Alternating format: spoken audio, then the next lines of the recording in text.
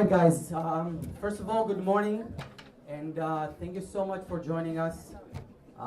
We are very, very happy, privileged, and excited to have our friends from Ido and our friends from iAngels join us for one of, I believe it's iAngels Entrepreneurship about the Blockchain Breakfast Club, and we are happy to host it at BDO House. I think that everybody here, and obviously the number of attendees, can actually reflect how appealing, trendy, very, very well-focused the whole issue of blockchain today in the world of technologies. And I think that it's very, very exciting to see and actually to predict what the future holds for the world of blockchain and where the technology can go to.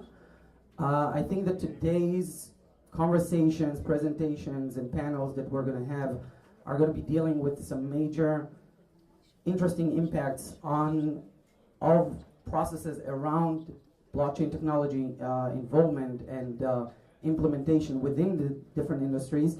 And I think that everybody can get a great sense of what they can get back with them into their own operation as far as focusing and blending in with the evolving environment.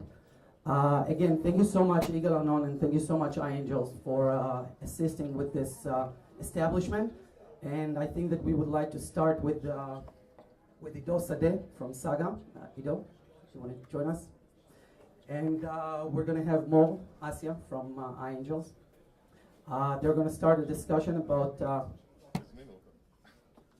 yeah. All right. Good morning, everyone. Thank you for joining us on our Blockchain Breakfast Club. This time around, we're interviewing Ido Sadeh from Saga. And just for people who are less acquainted with this forum, this expert series and what it means, essentially, approximately once a month, we hold this Blockchain Breakfast Club, inviting investors, developers, entrepreneurs from the ecosystem to learn more about the way that we view investment opportunities and specific projects that are happening in Israel. We at iAngels have started investing in blockchain-related companies as part of our VC arm like 2-3 years ago, and via that expertise that has built within the company, in 2017 we really started investing and looking into projects and potential ICOs, and been very active in the space. We invite you all to our platform to learn more about our research and some of the projects that we are involved with. And so thank you again, BDO and our team members, the iAngels team members that have helped put this together. And with your permission, we'll dive in. We're going to have a conversation to learn more from Ido's experience and about Saga, and thereafter we're going to open up to Q&A. So feel free to kind of like remember the question that you had, and we'll have time for that at the end. So just leading us in, tell us a little bit about yourself and the motivation to start Saga. Sure. First, thank you for having me. Can you hear me at the back? No, you can't. the speaker. I don't know how much closer I can bring the speaker in. Can you hear me better? Still not. So I think I'll drop your mic. Okay. I'm not switching it anyhow. Can you hear me now? Great. So thanks for having me. Actually, I've made quite an eclectic journey, I believe. Starting, so up until 12 years ago, I was a jazz musician, mostly playing in Paris, and then got back here to Rimon. And about 12 years ago, I crossed to the dark side of the Israeli startup industry, starting from QA roles, teaching myself to code, then did some mostly product management, consumer product management, headed the product for Odyssey, a company that was sold to Gil Barkov at Root. Later leading the product for Mobley, being the CEO of Mobley and co-founding Singularity. And actually, about a year ago, I was on my way out, feeling that I'm no longer learning anything when I'm coming to, or not enough when I'm coming in the morning to the office. feeling that I've lost the passion to do what I'm doing, and wanted to go and study political science. And as a farewell gift to the fund, I suggested that now that I'm no longer running an operation, and while I'm phasing out, I should probably look a bit deeper into blockchain.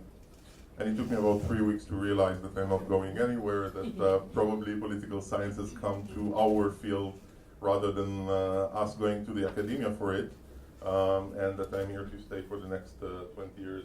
And so the saga began. Okay.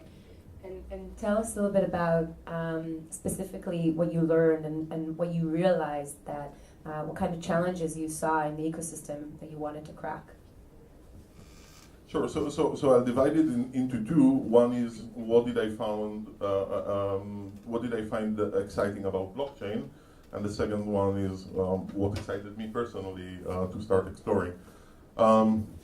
So I'll start by something that might sound surprising. Blockchain is a very bad technology. From an efficiency perspective, from a computation cost perspective, anything that can be done with blockchain can be done better with technologies that are probably 30 years old, except for one thing, which is governance. It really answers to the question who takes the decisions or who is in control of the ecosystem. And there are two stances to engage. The original one was resistance to censorship. So blockchain is a technology that was given birth by Bitcoin as an application, and the claim to fame was censorship resistance. If I have money and if I want to transfer it to you, no one should be able to tell me what to do with my money, and I don't need to rely on any third-party intermediary to be able to control my value. It's rather an anarchist perception, anarchist or libertarians, but very much resembling of, it's best said in Hebrew because of this unforgettable, I don't know if it's a BDO one, commercial, אתה לא תחליט עליי, או את לא מחליטה עליי. That was the claim to fame. You won't decide on me. Yes. But I'm not an anarchist, and so it wasn't appealing to me. I do believe that we need censorship. I believe that we need human agency, and censorship in the sense that if we want to collaborate, we each have to decide an amount of freedom that we are ready to relinquish for governance in order to create an organized human agency. And I think that I've probably been an anarchist until the age of 17 or something. That's very romantic, but I think that the perception that without any governance mechanisms the world will organize in some harmonious chaos is romantic, utopic, and I don't believe in its feasibility. However, the fact that governance needs to be impartial it was not invented with blockchain. It was invented with the nation state, with the social contract by Rousseau 300 years ago. The fact that the logic of the contract should be governed regardless of who comes to be judged by it. And I think we've lost some of the impartiality, and I think that the real promise of blockchain is to create contracts with human agency, with governance, but where the governance is code-driven, at least to some extent, and much more impartial. So we can have much more honest contract in the sense that a contract needs to apportion the investment and the value that is drawn from the contract, right? Any contract wants to have the parties gain and invest something that is proportional. And I think that blockchain gives us the ability to do just that. However, as a consumer product professional, what fascinated me was the ability to program money. The thought that what we've done to information over the last 2 or 3 decades, which is to take a use case and frame information around this use case, could be now done to value. We could imagine that these proverbs like money has no smell or no color are not true anymore. I could give allowance to my child and decide where he can spend it, when he can spend it, what can't he spend it on. I can buy a car and only transfer the money when the DMV transfers ownership over the car. And this could be done without any external service. It could be programmed into the money itself. So this was the personal fascination. And that was the basis to start Saga. So Saga is really looking to create a cryptocurrency that is working in collaboration with the traditional financial system. And the motivation is to create a stable coin. So there are a lot of people who are talking about stable coins. Let's talk a little bit about what that means and how Saga actually wants to do that. So I just told you that what I wanted to do initially was to program money, but very early on we discovered that we don't have money to program yet. Because when we look at the 9 years elapsed, and back then 1,000 attempts, currently already 5,000, there is no single token or contender to be a currency that answers the three functions that are required to account for one, which is to be a store of value, a medium of exchange, and a unit of account. I think all would agree that none of the existing digital currencies are accounting for three functions. The harsh critics would say that none of them accounts for any of the functions, and I would tend to agree. And so very early on, the question became, why do we have better governance mechanisms that are allowing us to create better monetary policy, but still we couldn't come up, 9 years and we couldn't come up with a currency. And we realized three main obstacles or challenges which became our agenda to address. The first one is about knowledge. Technology experts are leading the ride, but creating a currency is mostly about policy. And we simply don't have the knowledge. And we lost the ability to work interdisciplinarily with other professions and other disciplines. Creating a currency requires mathematicians and social scientists and economists and historians, because many of the things we're attempting to gain now have been trialed in the past, and we have to learn from it. And also, obviously, a very strong technological corp to account for the tools to build the currency. It makes as much sense for the technology to build now a currency as it would have made in the 18th century for the brilliant engineers who invented the printing machines, the cheap printing machines to be the ones that are constructing a central banks. Simply because they invented a machine that can print bills. And the second challenge was the challenge of volatility.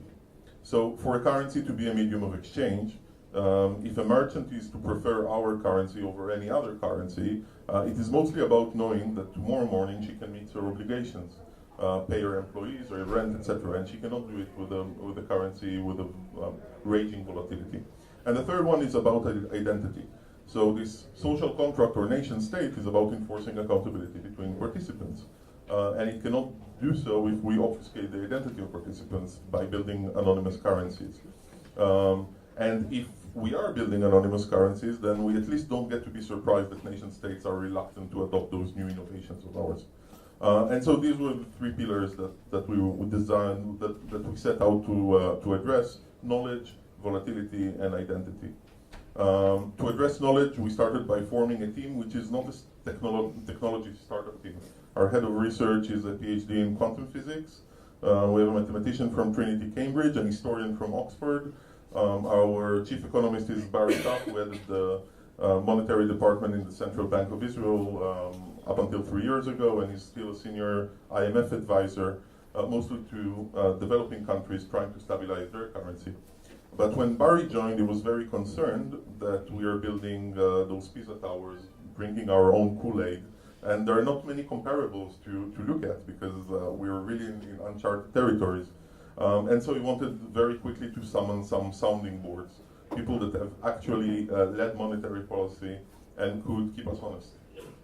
And so first joined Professor Jacob Frankel, was the governor of the Central Bank of Israel and now the chairman of JP Morgan Chase International and the head of the G30. Later joined Professor Myron Scholes, the co-author of the Black and Scholes model and a Nobel Prize winner for it. Professor Dan Galai, one of the two co-inventors of the VIX, the volatility index.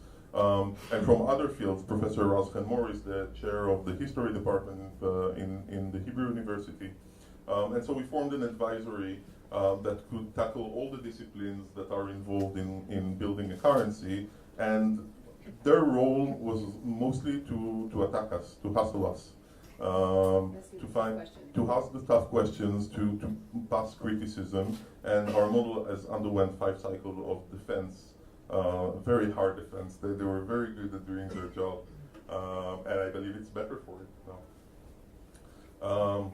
Just touching a bit as to the volatility, which is probably the fundament of the model. So we departed from the principle that a currency is just a quantifier of trust. It is worth what people are trusting that it is worth. And if so, when we launch Saga, we enjoy no trust, and therefore we get to enjoy no intrinsic value. So instead, we opted to launch Saga with 0 tokens or 0 coins when people buy the coins. When someone buys the coin from the contract, it creates a coin, and when someone sells it back to the contract, it burns the coin. And the coins are created, are purchased for initially $1.4, which is the price of 1 SDR unit. The SDR is a basket of currencies determined by the IMF, containing the 5 prominent currencies, the dollar, the pound, the euro, the yen, and the latest addition was the renminbi, or the Chinese yuan.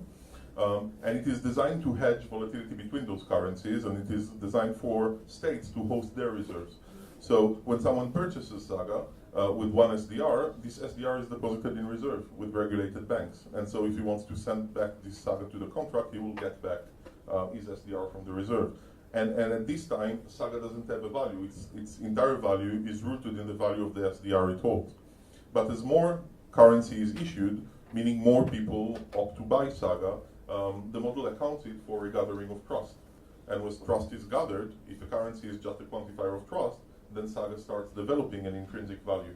So the way this intrinsic value is translated is into a gradual lowering of the reserve ratio in favor of an intrinsic appreciation of the price. Now, unlike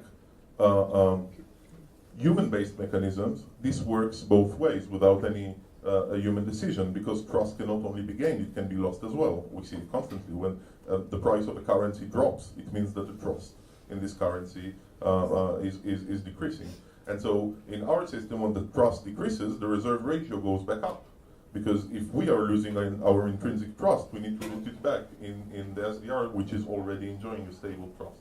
And this is our way to mitigate the creation of an intrinsic value of a currency with the fact that we can tame volatility. But there are 2 additional elements to that. The first one is that we got an attack from our beloved professors that the fragility of this model is that it does not provide enough market listening. Because the supply will be determined by the market, but the price is determined algorithmically. And so what we've implemented is a variable price band, which means that as more Sagas are issued, there is a spread that is open between the bid and ask price of the contract to allow the market to settle the price in secondary markets within the price band, and for the contract to intervene only where an excess or shortage of money supply is required. So the ratio is actually affected by the sentiment? So the ratio is always affected by the supply and demand, but we're giving a degree of freedom for the market to decide of the price of Saga before we intervene, and we intervene only if the volatility exceeds the price band. Actually, we didn't invent anything, right? What we're really doing is what central banks did over the last 100 and some years, which is when bills were created, initially their value was entirely rooted in the previously trusted contract, which is gold, at 100%. Then Bretton Woods moving to a fractional reserve, and only in 71 to 73 departing completely from a golden standard. What we've been, and the price band as well, it's funny enough because Barry Toff and Jacob Frenkel were the 2 at the Central Bank of Israel that liberated the Israeli exchange rate as a central bank mandate, and they did it through the introduction of a variable price band, what would be called Retzuat al-Achson, on the way to completely liberate it to the market determination. So we're really not inventing anything. We're trying not to invent wheels when they're perfectly working and have proven to be useful. I think we have new technological means that allow us to do it better and to do it pre-modeled and not reliant on human decisions. So I think one of the key premises is that you can really help the traditional financial system and the banks to connect and start working with crypto. And I think from different projects that we've seen and different talks that we've had, the primary concern of banks today is anti-money laundering, and how do you resolve that when you want to really accept crypto as a currency into the banking system. So tell us a little bit about that kind of connection with the traditional banking system and how you can do it, potentially you can do it, protect against money laundering better, and how do you do to support that process? Sure.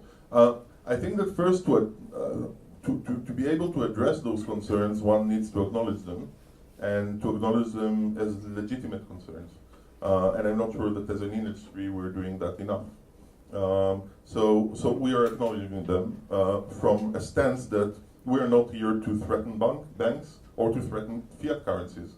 We're not entering into a qualitative debate of whether cryptocurrencies are better or less efficient than fiat currencies, but we believe a counterpart, a global counterpart, complementary counterpart is required for fiat currencies. So fiat currencies are perfectly fine to deal with the national scope of trade and exchange of value, but there is increasingly a new scope of exchange of value, which is global, which is not affected by the same vectors of decisions of national currencies, which are mainly fiscal, political, and monetary decisions. And so initially our aim is not to compete, but to complement. And then again, being aware of accountability as a required feature, we are completely comprehending the two main concerns by regulators and the financial systems. One is, as you mentioned, the KYC and AML process, but the second one is the fear to market stability.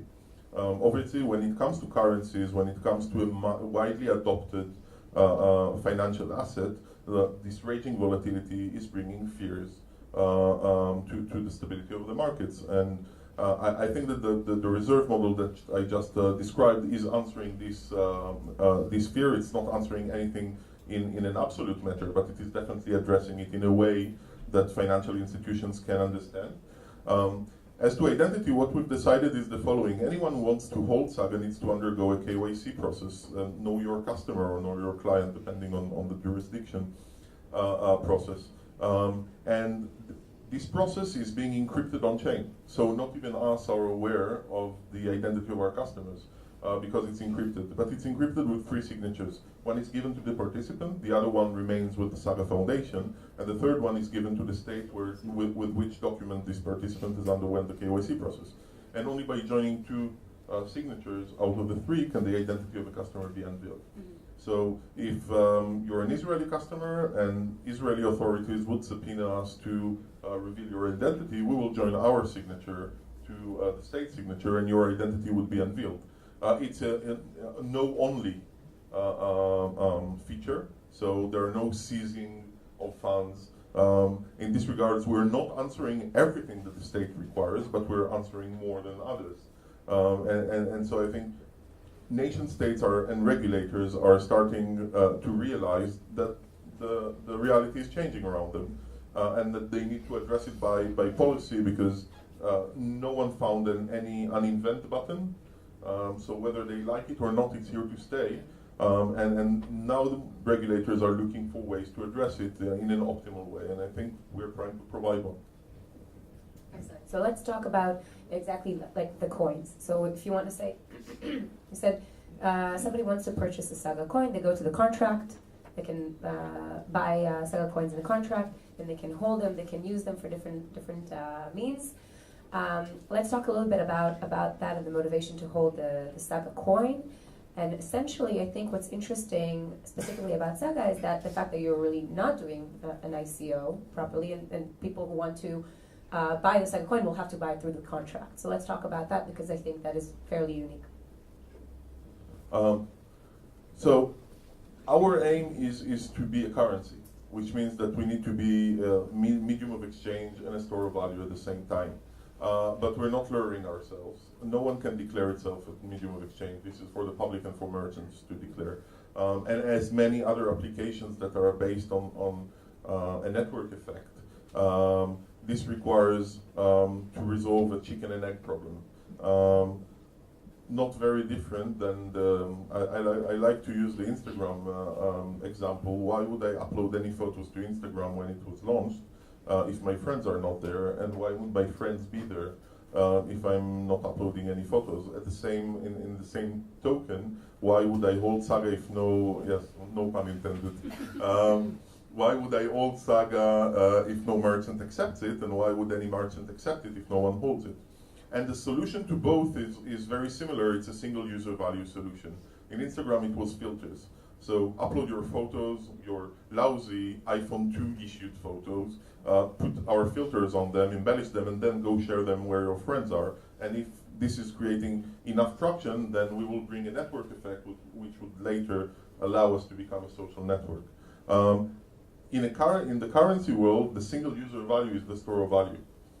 It is bring your value to us. We will prove trustworthy in striking a good balance between a prospect of growth and stability. And when enough people come to store their value with us, then we've created a network that starts justifying merchants accepting Saga and people holding it for such. So I think it's a gradual process. I expect in the next 2 to 3 years to be focused on the store of value feature of Saga to demonstrate first to ourselves and to the public that our algorithm is indeed striking the balance that we hope it will before we can tackle the medium of exchange feature. And in this, we're looking at two main markets. The first one is the crypto markets. There are people that are holding very significant amounts of money in cryptocurrencies that are looking for solutions to unsubscribe from volatility. It's no longer a game. There are people that are holding tremendous amounts of money that just lost 3 weeks or a month ago about 30% of their holdings. And so to them we're providing a solution which is definitely less energetic. They cannot expect to have the same carry with us, but they can expect to have a mitigated risk. On the other end, family offices, institutionals, etc., are living in a world where high convertibility assets are enjoying zero interest rate, looking at negative interest rate. But still, they're looking at digital currencies and they cannot tap into their energy because the volatility is raging. And in this regards, we are offering a sort of middle way. And these are the two first audiences we're going to address. One more thing maybe that I haven't mentioned, our reserves are hosted with regulated banks. That's the first scope of cooperation with banking. But the second scope is to offer the banks to deposit money directly into the reserve, to issue Saga for their customers, and to have them managed in managed accounts. Reserve is kept in fiat or in Yes, it's kept in fiat. And basically what we offer the bank is to manage Saga just like any other center of treasury, any other foreign currency, because in the long run, my mother is not going to hold her blockchain wallet. She's not going to remember her private key. She's not going to buy a safe. And it's not only my mother, it's my brother as well. I mean, it's not only about, it's not about the maturity of the technology, it's about the physical element, which is the following: human agency is required. If I want to go and have surgery, I want the doctor to do it to me. I don't want to learn to do it to myself. At the same time, if I want my money to be managed, at least to some extent, I want it to be managed by people who have the expertise and the means to manage money for me. Otherwise, the user experience is by design compromised. You know, I've understood it profoundly when 6 months ago I had to go to Switzerland to meet our law office and the Swiss regulator, and the market was raging, and I found myself asking myself whether I'm taking my ledger, my personal blockchain wallet with me to be able to react to the market, but at the same time it's quite frightening to take some assets with me in my pocket and to fly around with it. And I decided to leave it in the safe and virtually to disconnect myself from the possibility to manage my assets in a way that does not exist with my bank account or with my stock portfolio. This is a far inferior user experience. And I think that if managed services are to be provided, there is probably no better establishment to do that than the banking system. This is also a difference between Saga and other currencies, which is this linkage that we're trying not to avoid, but on the contrary, to create with the banking system as providers of service for handling Saga. I have to ask, you think that through this kind of relationship, the banking system is going to kind of like move in the direction of some of the advantages that exist in our, in the crypto industry of at least response times, flexibility? Because currently, although I agree, you could fly to Switzerland and still log into your bank account and manage and look at what's happening that you couldn't do with your wallet. Still, probably, even if you did want to wire funds or do any transaction in your bank when you're in Switzerland, the amount of time it would take for it to happen, you could just like fly back and do it on your own when you come back. So the lagging is still there, and it's inherent to the system.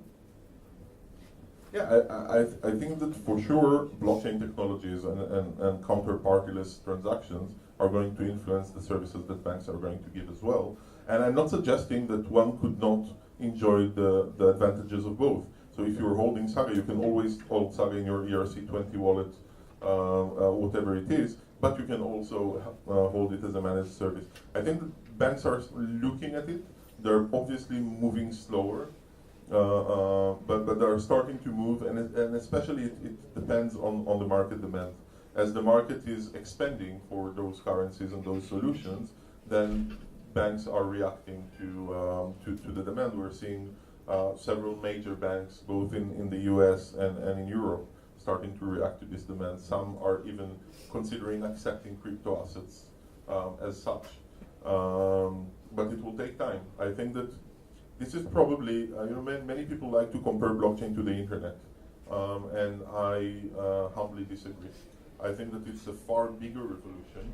I think that the internet, we've seen across history that the first thing to change usually is the communication contract. The scope of communication, the intensity of communication changes. The printing, the chip printing revolution was the last significant change to the communication contract. I could now speak not only to my neighbor or to my professor at school. I could read books, and I could share ideas and eventually value and identities with people that are that are far remoter than where I am. And I think we've had our share of the communication revolution with the internet. What we're seeing, though, is that governance is always responding to this communication revolution, because if I can exchange value with a new scope of people, then I need a currency to be able to do that, and I need probably a government to be able to regulate this exchange of value. And so with the chip printing machines, we saw the birth of the central bank, the nation state, the corporate. I think that blockchain is the answer to the internet. It's not similar to it.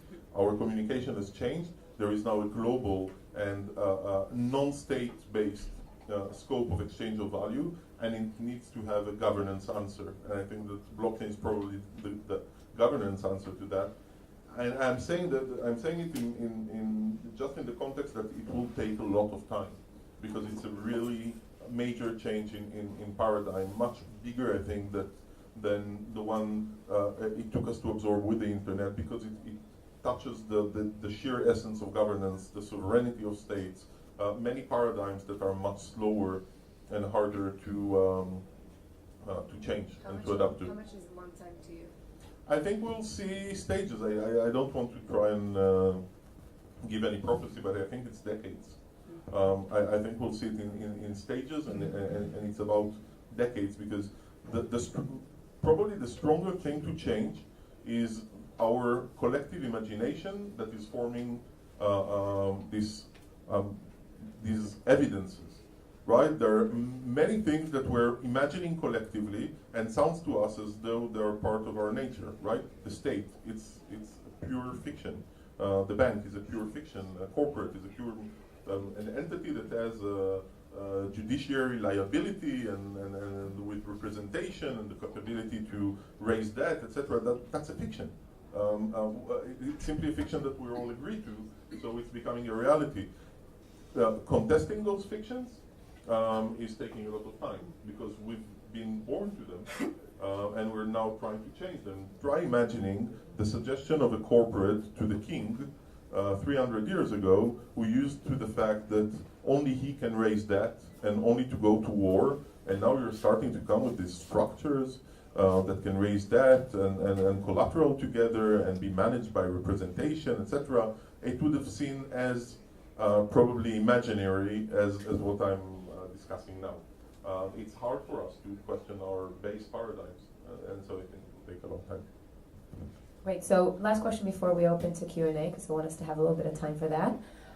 Tell us a little bit about Saga as a company and the difference between Saga Genesis, how you correspond with investors, because there is a difference between the SGA coin and the Saga Genesis. So Saga is a foundation, actually. It's not even a company. And I love this structure because it was not invented by us, it was invented by Ethereum in Switzerland, and we're really following the path of Ethereum in this one with the same law office under the same structure. And the structure of the foundation is the following. It is not for profit, it has no beneficiary owners. The owner of the foundation is its purpose. You declare a purpose which you cannot change afterwards without dismantling the foundation. And obviously the founders, the investors, the team are for profit. So the way to represent this profit incentive is that initially, when you found the foundation, you distribute tokens. And the only way for anyone to aspire for a profit is for the token value to rise. And it only rises if the value of what the foundation provides to any participant rises. And so there is an aligned set of incentives. There is only one way to make money out of it for all stakeholders, which is not the case in a corporate. If a corporate, God forbid, succeeds, then you start seeing a divergence of incentives. What the founders want is not necessarily what the investor wants, and what the A round investor wants is not necessarily what the C round investor wants. And then you go public, and then there's the issue of equity and control. And in a foundation structure, you don't have all of it, because everyone is holding the same token. This token is liquid and is given its price by the market. And you cannot expect, and it has nothing to do with the control of the foundation. And so you cannot expect to have this diversion of incentives. However, it challenged us because we could not raise money for Saga in Saga. It would all go into the reserve and not into fund the project. So we had to ask ourselves two questions. Who are we raising from and how are we raising? The first one was easy. We're not doing an ICO. We determined it very quickly on for two reasons. One is that it didn't seem coherent to us to start a journey of creating a low speculation, low volatility currency by addressing the public and offering it to speculate whether we'll succeed or not. We much rather addressing accredited investors, people that are more risk hungry by design, and that they have all the tools to understand completely the risk they're taking and to ask us the hard question. The second reason is that eventually building Saga is building a propelling value proposition, and it's a hard task. We're really building the first decentral bank, and we're going to need all the help we can get, and we're probably going to get it more from institutions that were built to help projects succeed than from someone who invested in the right time in Ethereum. I'm very happy for them, but we invite them to buy Saga, not Saga Genesis. And then the question of how do we raise, we solve by constructing a second token called Saga Genesis, which is pre-modeled call option on Saga. So it's convertible to Saga. It's not reserve backed because it's going to fund the project. It's a higher risk, and so it deserves a higher reward.